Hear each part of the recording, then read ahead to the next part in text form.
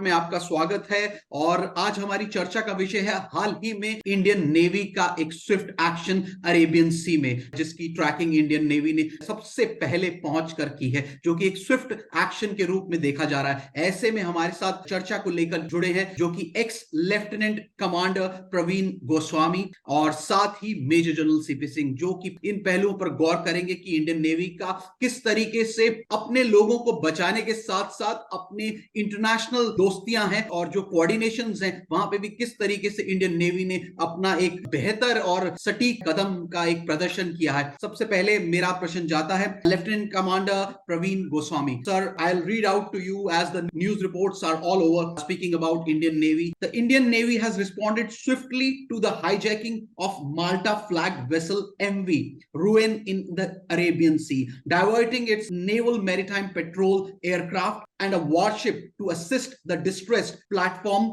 being taken towards the coast of Somalia. Sir, how this has been done and how swiftly this action has been taken by Indian Navy, could you throw a light on this? Thank you, Gaurav, for giving me this opportunity to share what is the role of Indian Navy per se in the present scenario and what Navy is doing since this thing inception, since 2008, when Indian Navy started their operations of patrolling in the Gulf of Aden to counter the anti-piracy. And the coast was very long, and the Indian Navy escorted almost 4,000 plus ships safely from the Indian Ocean till Gulf of Aden and Suez, and saved almost more than 23,000 Indian nation and international personnel on board this merchant ship. It's an international corridor, as we all aware. The most important choke point is at the Gulf of Aden. Almost 57 to 70% of the transit of merchant ship and the international economy is going through this particular choke point. And since 2005 to 2008, when Indian Navy taken this particular opportunity as a humanitarian assistance to the ships, which is basically, there are three categories. One is the Indian origin. Second, any international national registered ship having an Indian crew. And third, and the most important, is any vital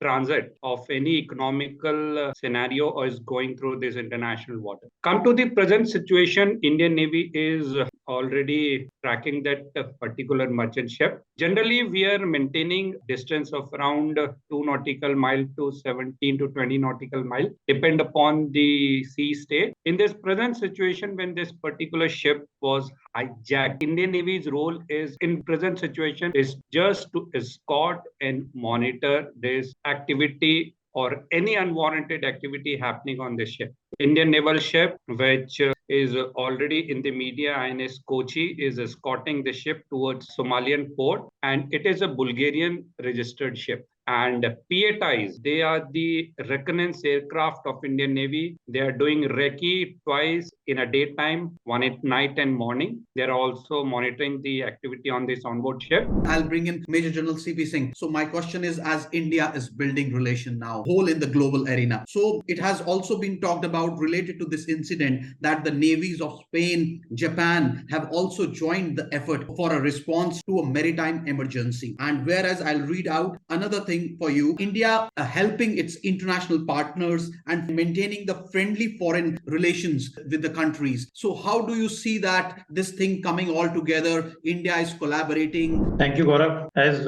it gives me great pride to say that Indian Navy has now become truly a blue water navy. जैसे मैं पहले भी कहता रहा हूँ, blue water navy means that we can operate beyond our shores. And India का हमेशा से जो मुद्दा रहा है कि we want rule based order in the world. अब ये जो सी पायरेट्स हैं या ये जैसे हाउती हैं या सोमालिया के पायरेट्स हैं, ये लोग क्या करते हैं कि ये शिप्स को अगवा करते हैं, उनको हाईजैक करते हैं और फिर नेगोशिएट करके उनसे पैसे कमाते हैं। ये बदमाशी पहले बहुत ज्यादा होती थी। अभी इफ यू सी 2008 में, जैसे कमांडर प्रवीण ने बोला, we started patrolling this area and more so for our own interest, कि हमारे जो मर्चेंट इंटरेस्ट हैं, अगर आप देखें कि दुनिया का 1/6 ऑफ द ट्रेड जो इस सी लाइंस ऑफ कम्युनिकेशन से निकलता है, मैं ज्यादा उसके बारे में नहीं बताऊंगा, स्वेज कैनाल से होकर Red Sea and Gulf of Yemen and then comes to Indian Ocean. तो बजाय पूरे अफ्रीका का चक्कर लगाने के, ये शॉर्टकट से हमारे मर्चेंट वेसल्स निकलते हैं। तो इसमें हमारा दुनिया का 1/6 जो ट्रेड निकलता है उसमें जो इंडियन शिप्स हैं, जो हमारा जो इंटरेस्ट है उनको सेफ गार्ड करने के लिए 2008 onwards we started patrolling this region and we are having a naval presence since then. साथ ही साथ ह्यूमैनिटेरियन ग्राउंड्स पे अगर कोई दूसरे कंट्री का भी शिप है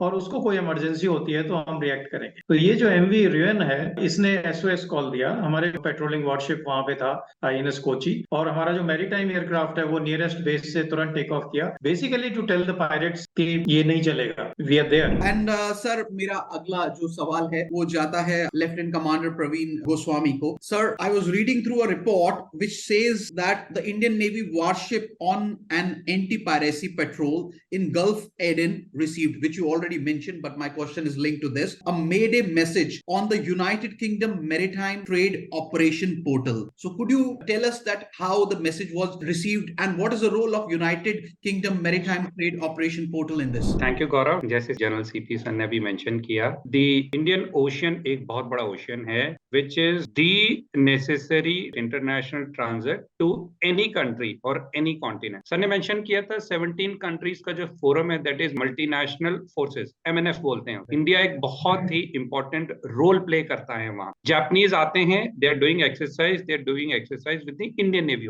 we are doing exercise with more than 20 countries around the world. जब हम यहाँ पहुंचते हैं तो जो हमारी पर्टिकुलर फ्रीक्वेंसीज है जिसपे हम कम्युनिकेशन करते हैं, हमारी खुद की डेडिकेटेड सैटेलाइट्स हैं जिसपे हम कम्युनिकेट करते हैं, और जब हम इंटरनेशनल वाटर में किसी भी नेवी, वो US हो, जापानीज हो, सिंगापुर हो, रशियन के साथ हम काफी एक्सरसाइज करते हैं, ऑस्ट्रेलियन के साथ, तो वहां पे एक डेडिकेटेड कंप्लायंस फॉलो किया जाता है। डेडिकेटेड एक फ्रीक्वेंसी लाइन होती है कम्युनिकेशन की, इंटरनेशनल वाटर्स में कम्युनिकेट करनी। तो जिस इन कम्युनिकेशन को जब हम रिले करते हैं तो वॉरशिप की एक्सरसाइज की फ्रीक्वेंसी अलग होती है। इंटरनेशनल वाटर में कोई भी बोट, भले वो एक नाविक एक छोटी सी नाव चला रहा है, या हम वॉरशिप चला रहे हैं, या कोई मैरीटाइम क्रूज जा रहा है, या कोई ट्रांजिट कर रहा है, कोई पेट्रोल लेके जा रहा है, इन सब के लिए एक डेडिकेटेड, जैसे आपने मेंशन किया था, ये पर्टिकुलर फ्रीक्वेंसी हर एक शिप को पोर्ट छोड़ने से पहले कंप्लायंस को फॉलो करने के लिए दी जाती है कि आप इंटरनेशनल वाटर में अगर किसी वॉरशिप से कांटेक्ट करते हैं तो किस तरीके के लाइन ऑफ कम्युनिकेशन होगी आपकी, और एक मर्चेंट शिप और किसी एक लोकल किसी भी एक मैरीटाइम किसी शिप को कांटेक्ट करते हैं, जो कि एक फर्स्ट लाइन ऑफ कम्युनिकेशन है to any warship interacted with any maritime और any local trade और you can say a cruise ship के ऊपर कम्युनिकेशन करने। तो सबसे पहले जब मेडे मैसेज आता है तो वहां पे एक ये फ्रीक्वेंसी 24/7 हर एक इंटरनेशनल शिप को मेंटेन करनी है। नेवल शिप के पास डेडिकेटेड इक्विपमेंट्स होते हैं जिसमें ये 24/7 इस फ्रीक्वेंसी को हमेशा अलर्ट पे रखा जाता है। कोई भी मैसेज आएगा सबसे पहले सारी फ्रीक्वेंसीज को छोड़ के इस पर्टिकुलर मैसेज पे आपको वर्क करना है। इंडियन नेवी हर वक्त तत्पर रहती है। वॉरशिप की कम्युनिकेशन से इंपॉर्टेंट हर एक trade line, international trade line में सेफ्टी एंड सिक्योरिटी कि हमारे जो मैरीटाइम एयरक्राफ्ट हैं वो सबसे नियर पोस्ट से उड़ के within our source aircraft के ऊपर पहुंचे। वो सबसे पहले फोटोग्राफ उन्होंने वो ली और वो फोटोग्राफ इंटरनेशनल फोरम में सर्कुलेट हुई कि the ship is safe, we are escorting, हम है यहाँ। और ये फ्रीक्वेंसीज इंडियन नेवी हमेशा ही रिले पे रखती है। Sir, I will bring in major general CP Singh. Sir, rule based की बात हो रही है तो मैं चाइना का जरूर जिक्र करना चाहूंगा। साउथ चाइना में बहुत ज्यादा दिक्कत रहती है इस रूल बेस्ड सिस्टम को लाने में, और जो कि आप भी जानते हैं कि काफी समय से चर्चा में है। तो ऐसे में सर, रूल बेस्ड ऑर्डर एक तरफ साउथ चाइना सी में हम करने की बात करते हैं, हमारे ऑनरेबल डिफेंस मिनिस्टर भी काफी बार उस बारे में बोल चुके हैं। हमें चाइना को किस तरीके से एक सीख देनी चाहिए, एग्जांपल्स तो हम सेट कर रहे हैं आज। Thank you Gaurav. मैं एक बड़ी इंटरेस्टिंग बात आपको बताना चाहता हूँ। Indian ocean is the only ocean और India is the only country जिसके नाम के ऊपर एक ओशन का नाम है। Earlier we were not capable in terms of navy to defend that entire area and we were confined to our source and our interest and our security of our national interests. Now, in the last 10 years, our Navy has expanded quite a bit. We have 2 aircraft carriers, and today we are in a position to dominate and ensure a rule-based order in this part of the Indian Ocean, for which we are natural guardians. अगर आपके Indian ocean है, India वहां पे है जो कि एक बड़ी मेजर पावर है, तो हम उसके नेचुरल गार्जियंस हैं। हम देखते हैं कि यार हमारे घर के आसपास कोई झगड़ा नहीं हो, कोई बदमाशी नहीं हो, कोई गुंडागर्दी नहीं हो, ये हमारी जिम्मेवारी बनती है। And throughout the Indian Ocean we ensure that rule-based order रहे, and I am very proud to say that we have been performing this duty since 2008, last 15 years, and more so in the last 10 years very profoundly. बहुत अच्छे से हम अपना ये role पूरा कर रहे हैं। जहां तक साउथ चाइना सी की बात आप करते हैं, मैं चाइना उस एरिया का जैसे जिम्मेदार है, बाकी जो पावर्स हैं वो बहुत छोटी छोटी पावर्स हैं। सो साउथ चाइना सी के ऊपर चाइना का दबदबा है। अभी जो क्वाड हमने बनाया है या जो अमेरिकन जो प्रेजेंस है, वो कहते हैं कि भाई आप दादागिरी मत करो, ये छोटे कंट्रीज हैं जो बेचारे अपने आप को डिफेंड नहीं कर पाएंगे, and therefore we will ensure that there is rule based order in the South China Sea. आप अपना काम करिए, अपना ट्रेड करिए, लेकिन दूसरे गरीब आदमी को दबा के मत रखिए। And therefore the regional alliances have been formed, but to say like quad, और जो कंट्रीज हैं साउथ चाइना सी के, उनकी एक एसोसिएशन है। इसी तरह अभी ये जो फोरम बना है, India is part of all of them, basically to ensure rule based order. Sir, मेरा अगला सवाल जाता है लेफ्टिनेंट कमांडर प्रवीण गोस्वामी से। Sir, the thing I would like to ask that merchant shipping को एक तरीके से अगर सिक्योरिटी प्रॉपरली मिलती है तो उसे बढ़ावा मिलता है। जैसे कि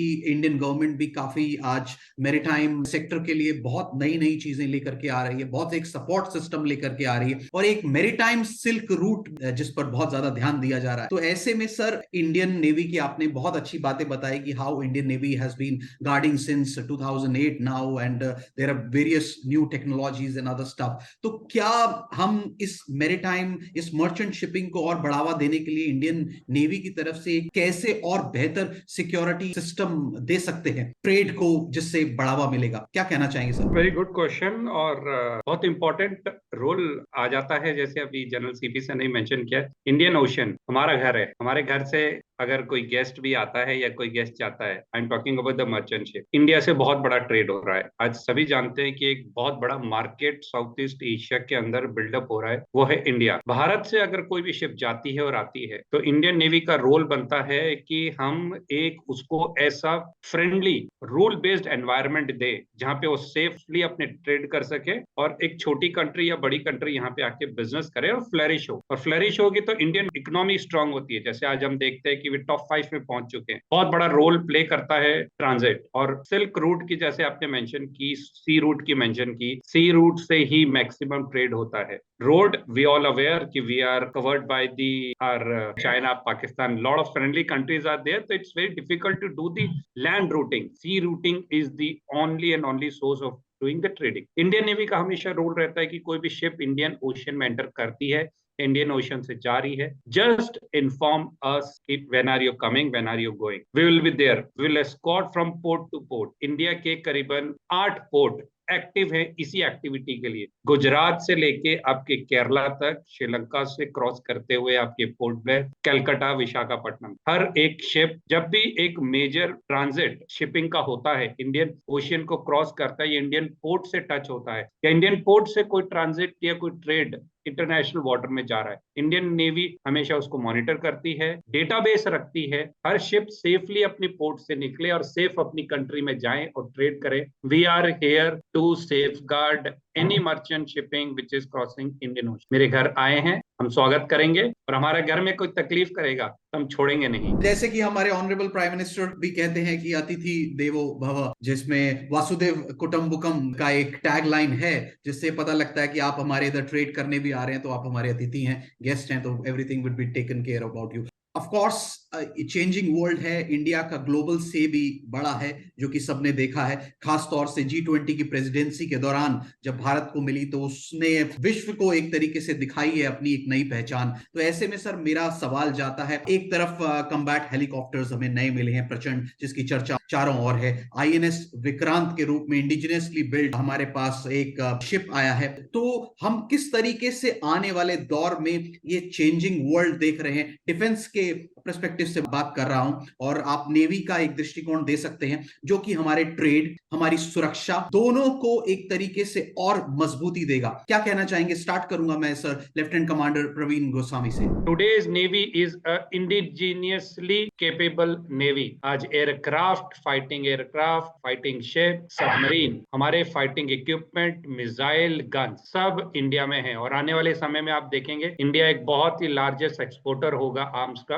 और इंडियन नेवी का रोल, इंडियन गवर्नमेंट का रोल बहुत इंपॉर्टेंट हो जाता है। भारत आज एक बिल्कुल सही पथ पे चल रहा है और उसी को इनहांस करने का सबका योगदान रहेगा और नेवी तत्पर है। Last words major general CP Singh. I would say the 21st century belongs to India. And whether you see in economic front or defense or soft power, and we want to emerge as a friendly superpower in the 21st century. Thank you very Thank you much. so much both of you। ये थे हमारे साथ major general CP Singh and lieutenant commander Praveen Goswami.